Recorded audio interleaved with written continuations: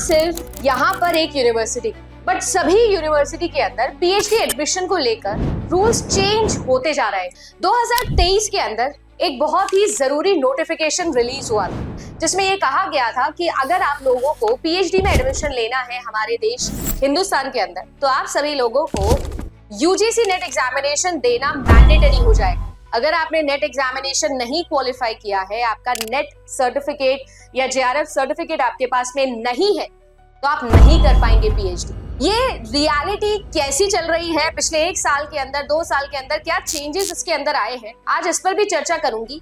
और साथ ही साथ आप सभी लोगों के लिए मैं एक पूरा रिसर्च वर्क करके आई हूँ कि क्या वाकई में प्रैक्टिकलिटी के अंदर इस रूल को अप्लाई करा जा रहा है या नहीं करा जा रहा है। पिछले कुछ दिनों से, लगभग पिछले 10 दिन से पीएचडी के लगभग 5 से 6 नोटिफिकेशन रिलीज हुए हैं और सभी नोटिफिकेशंस के अंदर एक कॉमन पॉइंट है जिस पर हमें चर्चा करनी चाहिए और वो पॉइंट है कि अब आप लोगों के पीएचडी एडमिशन सीधा इंटरव्यू से होंगे। यानी अब हमारे देश में कोई भी पीएचडी एंट्री टेस्ट नहीं होने वाला है। लगता है कि आप सभी लोगों ने इस न्यूज के ऊपर गौर तो फरमा लिया, पर चलिए आइए आज इसको डिटेल में डिस्कस करते हैं कि क्या वाकई में हमारे देश के अंदर पीएचडी एडमिशंस के पैटर्न चेंज हो रहे हैं। और अगर ये पैटर्न चेंज हो रहे हैं तो आप और मेरे जैसे एस्पिरेंट्स जो पीएचडी करके असिस्टेंट प्रोफेसर बनने का सपना देख रहे हैं उनके लिए कौन कौन सी चीजें हैं जिसका ध्यान रखना बहुत ज्यादा जरूरी है और जेन्युइनली इंटरव्यू के अंदर क्या पूछा जा रहा है। तो चलिए आज के वीडियो में यहीं पर चर्चा करते हैं। वेलकम टू जेआरएफ अड्डा। मैं अदिति आप सभी लोगों के लिए जेआरएफ अड्डा पर पेपर 1 पेपर 2 कंप्यूटर साइंस के साथ साथ कोशिश कर रही हूँ कि हम लोग इस यूजीसी नेट डिपार्टमेंट के थ्रू हायर एजुकेशन के अंदर जो हमारे कॉन्ट्रीब्यूशंस हो सकते हैं उसको और ज्यादा पुख्ता कर सकूं। आप सभी लोगों के लिए आज इस वीडियो के अंदर मैं हार्श रियलिटी के बारे में बातें करने वाली हूँ, कुछ ऐसी चीजें जो आपका जानना बहुत जरूरी है। इससे पहले मैंने एक वीडियो बनाया था harsh reality about assistant professor selection procedure in our country. उम्मीद करती हूँ कि आपने वो वीडियो देखा होगा। आप सब लोगों ने बहुत प्यार दिया, बहुत सारा डिस्कशन उस वीडियो पे हुआ, so thank you so much. बस ऐसे ही कोशिश करती रहूंगी कि मैं आप लोगों के लिए कुछ ना कुछ स्पेशल और कुछ ना कुछ ऑथेंटिक इंपॉर्टेंट चीजें आप लोगों के सामने लेके आती रहूं। तो चैनल को आप सब्सक्राइब करना कंसिडर कर सकते हैं अगर आपको जेन्युइनली कुछ मीनिंगफुल इस चैनल पर मिलता है तो। अब मैं बात करती हूँ आज के हमारे इस टॉपिक पर। रिसेंटली 25 अप्रैल के आसपास दिल्ली यूनिवर्सिटी के फॉर्म्स आउट हुए। दिल्ली यूनिवर्सिटी हमारे देश की, मुझे ऐसा लगता है कि one of the most prime university है, ठीक है ना। एक ऐसी यूनिवर्सिटी है जहां से बहुत सारे पैटर्न डिसाइड होते हैं पूरे साल के एडमिशंस के। आधे से ज्यादा हमारे देश के जो एस्पिरेंट्स हैं उनकी ड्रीम यूनिवर्सिटी होती है दिल्ली यूनिवर्सिटी, ना सिर्फ पढ़ने के लिए बट ऑल्सो फॉर जॉब, क्योंकि ऑब्वियसली कैपिटल सिटी है तो हमारे देश के सेंटर पर आप बैठ सकते हो, बहुत अच्छे कनेक्शंस, नेटवर्किंग आप बना सकते हो, आपकी करियर ग्रोथ बहुत अच्छी चली जाती है अगर आप दिल्ली यूनिवर्सिटी पहुंच जाते हो तो। अब देखो सीन ऐसा है कि जब मैं दिल्ली यूनिवर्सिटी की बात कर रही हूँ तो दिल्ली यूनिवर्सिटी बिल्कुल वैसा है जैसे बैंकिंग एग्जाम में एसबीआई है कि अगर एसबीआई के अंदर ये पैटर्न आ गया है, एसबीआई के अंदर ये पूछ लिया गया है तो जाहिर सी बात है कि आप लोगों के बाकी जगहों पर भी इसे फॉलो होगा। अब मैं बात करती हूँ 2023 के अंदर जब जगदीश कुमार जी यूजीसी के चेयरमैन रहे थे, उन्होंने एक बहुत इंपॉर्टेंट नोटिस रिलीज किया था। इस इंपॉर्टेंट नोटिस में उन्होंने साफ साफ ये चीज बोली थी कि अब से कोई भी यूनिवर्सिटी अपना खुद का पीएचडी एंट्रेंस टेस्ट यानी कि पीईटी टेस्ट नहीं कंडक्ट करेगा। सभी की सभी यूनिवर्सिटीज जो है वो सिर्फ और सिर्फ यूजीसी नेट एग्जामिनेशन को अपना बेस ग्राउंड मानेगी जिसके बिहाफ पर वो पीएचडी एडमिशंस लेगी।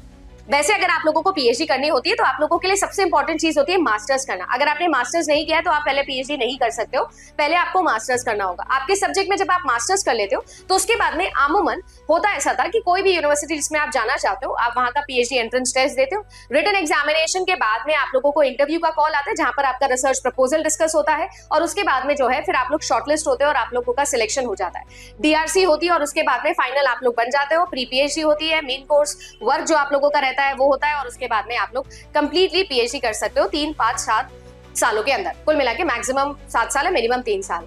पर अब से जब से ये रूल आया था 2023 के अंदर तो बहुत बड़ा डिबेट स्टार्ट हो गया था।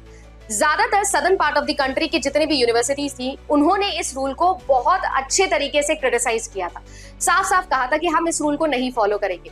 इसमें बहुत सारी और यूनिवर्सिटीज भी जुड़ी हुई थी जिन्होंने साफ साफ ये कह दिया था कि हम हमारा पीएचडी एंट्रेंस टेस्ट खुद से लेंगे। 2023 वाला वही एग्जाम था जहां से यूजीसी नेट के पैटर्न में भी आपने बहुत सारे चेंजेस देखे होंगे। चेंजेस देखने का साफ रीजन ये था, यूजीसी यानी जो एनटीए था जो यूजीसी के बिहाफ पे पेपर कंडक्ट करवा रहा है NET examination, they were trying to cope up with the PhD entrance level वाले रिसर्च के क्वेश्चंस, आईसीटी के क्वेश्चंस एंड आपके सब्जेक्ट के क्वेश्चन।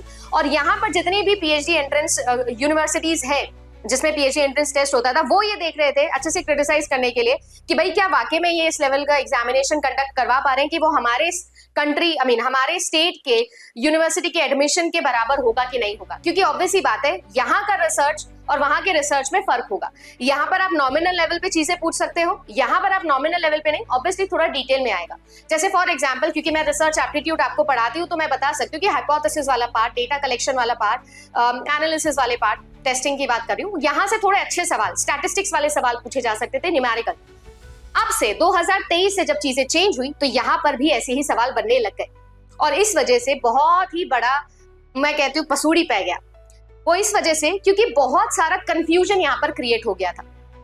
बट अगर आप सभी लोग देखो तो इस वक्त स्क्रीन पर मैं आप लोगों को दिखा रही हूँ कि ये कल का ही है। इलाहाबाद विश्वविद्यालय यानी कि इलाहाबाद यूनिवर्सिटी जो है, वहां पर नोटिफिकेशन रिलीज किया गया जिस पर बताया गया कि अब से जो भी पीएचडी एंट्रेंसेस होंगे 2025-2026 वाले पूरे पीरियड के अंदर जो भी एडमिशन होंगे, इन सभी एडमिशन में इंटरव्यू बेसिस पर आप शॉर्टलिस्ट होंगे।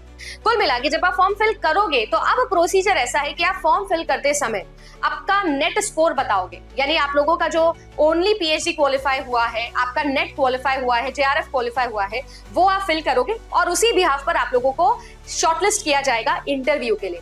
और फिर इंटरव्यू में जो है वो आप लोगों की एसओपीज या फिर आप लोगों का रिसर्च प्रपोजल देखने के बिहाफ पर आपको एडमिशन दिया जाएगा। बट क्या वाकई में ये प्रोसीजर 2023 से फॉलो हो रहा है?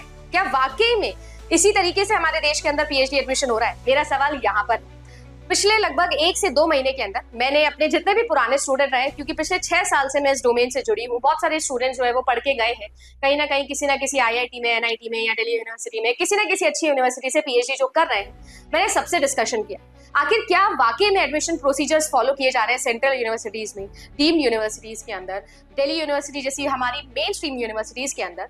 तो आपके साथ साथ मैं भी काफी शॉक हुई थी ये सुनकर कि ऐसा कोई भी रूल अभी तक तो फॉलो किया ही नहीं जा रहा है। ऑल्दो 2023 में ये रूल चेंज हो गया था, बट टिल नाउ 2025 तक ऐसा कोई भी एडमिशन मैंने नहीं सुना जो कि कंसिडर हो रहा हो ओनली पीएचडी के बिहाफ पर या नेट के बिहाफ पे या जेआरएफ के बिहाफ पर। यस ऑफ कोर्स, जेआरएफ वाला जो स्टूडेंट होता है उसको थोड़ा बहुत एक्स्ट्रा बेनिफिट दिया जाता है ऑब्वियसली, क्योंकि उसका पैसा जो है वो सेंटर से आता है, यूनिवर्सिटी को खुद को नहीं बियर करना पड़ता है, तो ऑब्वियसली उसके पास में एक अच्छा चांस होता है। ये तो चलिए हम सबको पता ही था और इसमें कोई चेंज नहीं है, तो हमेशा से ही चला आ रहा था। पर बात आती है पीएचडी ओनली जो कैटेगरी इन्होंने बनाई, ये जो थर्ड कैटेगरी इन्होंने बनाई, इस थर्ड कैटेगरी के बिहाफ पर अब तक एक भी एडमिशन मेरी जान पे तो मैंने नहीं देखा है। अगर आपका एडमिशन हुआ है ओनली पीएचडी वाली कैटेगरी से तो जरा कमेंट सेक्शन में जरूर मुझे एनलाइटन कीजिएगा, बाकी सभी स्टूडेंट्स का भी प्रोत्साहन थोड़ा बढ़ाइएगा। बट अगर एडमिशन इस प्रोसेस पर लेना ही नहीं था तो फिर पीएचडी ओनली कैटेगरी बनाने का मैटर क्यों आया था? सबसे पहला सवाल।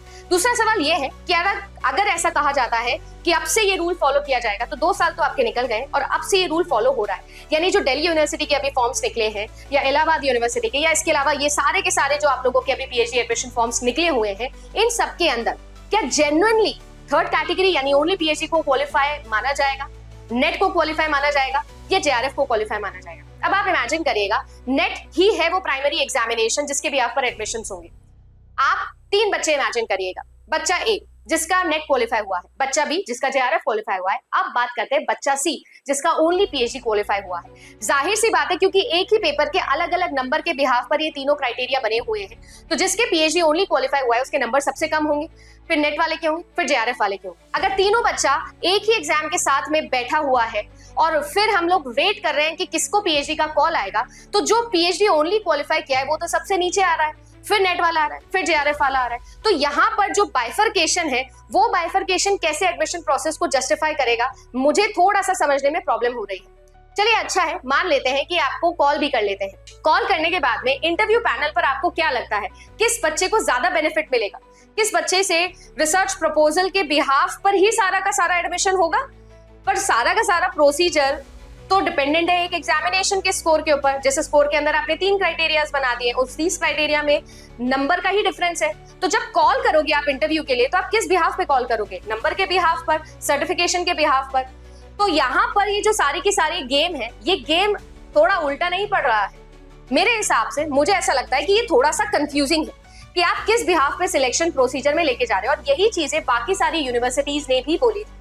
बट अब क्योंकि दिल्ली यूनिवर्सिटी जैसी हमारी बड़ी यूनिवर्सिटी ने साफ साफ बोल दिया है कि सिर्फ और सिर्फ नेट बेसिस पर हम लोग जो है वो एडमिशन ले रहे हैं, इंटरव्यू पर आपको कॉल किया जाएगा, तो it is totally and totally very very clear कि आपको जो है वो डिपेंडिंग अपॉन योर स्कोर बुलाया जाएगा, फिर आप लोगों का इंटरव्यू होगा, आपका रिसर्च प्रपोजल पर डिस्कशन होगा और आपका एडमिशन हो जाएगा। पर क्या वाकई में आपको ऐसा लगता है कि ये जस्टिफाइड है?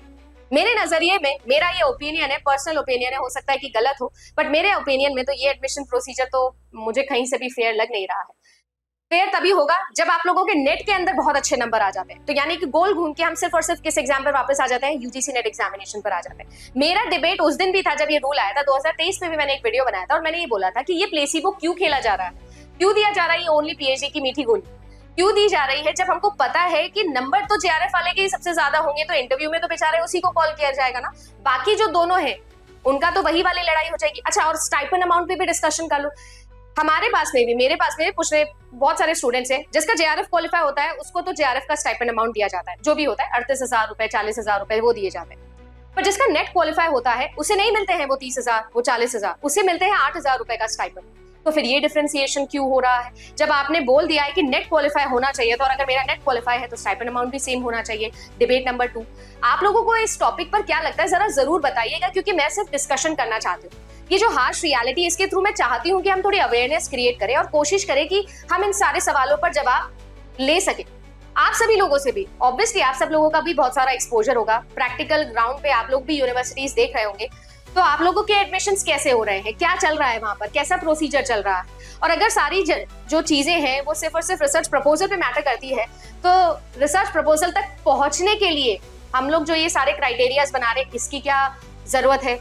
फिर हम लोग सारे प्रपोजल भेजे और प्रपोजल्स में से जिसका बेस्ट होगा उसको आप पिक कर लीजिए, राइट? तो देखो, कुल मिला के अगर मैं यहाँ पर बात करूं तो घूम फिर के हम उसी पॉइंट पर आ जाते हैं कि क्या वाकई में पीएचडी के एडमिशंस जैसे होने चाहिए थे वैसे हो रहे हैं क्या? और अगर पीएचडी के एडमिशंस के अंदर इस तरीके की प्रोसेस को यूज किया जा रहा है, तो हम क्या एक्सपेक्ट करें, क्या रास्ता होना चाहिए, मुझे क्या करना चाहिए अगर मैं इस वक्त हूँ और मुझे किसी भी मेन यूनिवर्सिटी के अंदर मेरा सपना है प्रोफेसर बनने का, तो पीएचडी करनी है, और पीएचडी अगर करनी है तो मुझे क्या करना चाहिए? सिंपल सा सवाल और सिंपल सा जवाब, क्या कि मुझे यूजीसी नेट एग्जामिनेशन की शानदार प्रिपरेशन करनी पड़ेगी, जेआरएफ क्वालिफाई करना पड़ेगा और आगे जाना पड़ेगा। सिर्फ यही एक सोल्यूशन है जो मुझे नजर आ रहा है। बट अगर मैं बात करूं तो पीएचडी एडमिशंस हमारे देश के अंदर इस वक्त एक बहुत ही क्रिटिकल इशू बना हुआ है। अगर आप जेन्युइनली देखो तो ये एक बहुत बड़ा इशू है। कैसे एडमिशंस हो रहे हैं, क्या रियल में कैसा प्रोसीजर फॉलो किया जा रहा है? सिर्फ दिल्ली यूनिवर्सिटीज की बात नहीं कर रही हूँ मैं, और भी बहुत सारी हमारी सेंट्रल यूनिवर्सिटीज है, वहां पर क्या प्रोसीजर प्रैक्टिकली यूज किया जा रहा है? क्योंकि मैंने पिछले 2 महीने इस पर बहुत काम किया, तो मैं आप लोगों से पूछ रही हूँ, आप लोगों को बता रही हूँ और आप लोगों को अवेयर करना चाहती हूँ कि चीजें जैसी दिखती है क्या वाकई वैसी होती है? क्या वाकई में जो पीएचडी ओनली वाला थर्ड कैटेगरी हम लोगों को मिल जा रहा है और हमको ऐसा लग रहा है कि ठीक है अभी पीएचडी में हम जाएंगे, तो क्या वाकई में वो सफिशिएंट है? क्या वाकई में वो फेयर है? ऑब्वियसली बात है, बहुत सारी चीजें फेयर नहीं है, जस्टिफाई नहीं है, बट हमारे पास एज अ स्टूडेंट क्या रास्ता है? और रास्ता सिर्फ एक ही है कि मुझे इस एग्जामिनेशन के अंदर सबसे अच्छा स्कोर करना होगा। और वही चीज मैं आप लोगों को भी बोल सकती हूँ कि yes the reality is this, but फिर भी क्यों मैं ये वीडियो बनाई हूँ, क्यों मैं ये डिस्कशन करना चाहती हूँ, ताकि आप लोगों को ये समझ में आए, बारीकी समझ में आए। क्यों जरूरी है कि हम लोग नॉलेज के लिए जाएं, क्यों जरूरी है कि हम सभी लोग ये सोचे कि अगर मुझे दीवार पार करनी है तो चढ़ना सीखना पड़ेगा, और अगर वो चढ़ाई मेरा एग्जाम यूजीसी नेट है तो क्या हम उसके लिए तैयार हैं, क्या हम उसके लिए उतनी पढ़ाई कर रहे हैं कि नहीं कर रहे हैं, वो भी आप जरा सोचिएगा।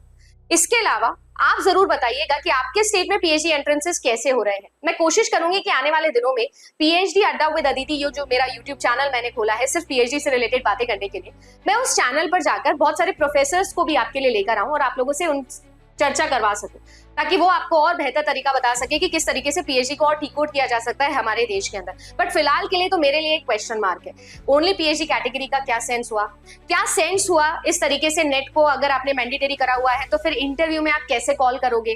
वैसे इन सारे सवालों का जवाब जो है वो शायद इस साल हमें मिल जाएगा, क्योंकि अब इलाहाबाद यूनिवर्सिटी हो गई, आप लोगों की डीयू हो गई, बहुत सारी यूनिवर्सिटीज जो है आप कॉल करना स्टार्ट कर रही है। सो लेट्स सी, आपका पिछले 1 साल का जो नेट स्कोर है उसके बिहाफ पर आपको कॉल किया जा रहा है। सो लेट्स सी किस बच्चे को बुलाया जाता है, किसका एडमिशन होता है, थोड़ा बहुत हमें और क्लैरिटी मिलेगी। But yes, I wanted to discuss कि this is the harsh reality of PhD in India. तो जेन्युइनली आप सभी लोगों को भी इसके बारे में सोचना चाहिए और जो सोल्यूशन है उसके ऊपर काम करना चाहिए, जो कि है यूजीसी नेट एग्जामिनेशन में अच्छा स्कोर। उम्मीद करती हूँ कि आपको ये डिस्कशन थोड़ा सा मीनिंगफुल लगा होगा और अवेयरनेस फैलाना मेरा मेन काम था कि मैं आपको बता सकूं कि जेन्युइनली ये सिचुएशन चल रही है। आपको क्या लगता है कि ये कंफ्यूजन जेन्युइन है, क्यों किया जा रहा है, फेयर है, अनफेयर है? आपकी क्या ओपिनियन है कमेंट सेक्शन में जरूर बताइएगा। फिलहाल के लिए इतना ही। कोशिश करूंगी कि मैं अगले वीडियो के अंदर आपके लिए और थोड़े ज्यादा एविडेंसेस के साथ में आऊं कि एक्चुअली में प्रोसीजर कैसा है, एडमिशन जो है वो कैसे किया जा रहा है। फिलहाल थ्योरेटिकली तो यही है कि नेट का स्कोर, पीएचडी इंटरव्यू के लिए बुलाया जाएगा, प्रपोजल जहां पर आपका डिस्कस होगा एंड देन आप लोगों की डीआरसी कमेटी आपको आपका डिपार्टमेंट अलॉट कर देगी। इस तरीके से बताया जा रहा है कि एडमिशन प्रोसीजर रहेगा। पर क्या जेन्युइनली ऐसा रहेगा या नहीं रहेगा, देखते हैं।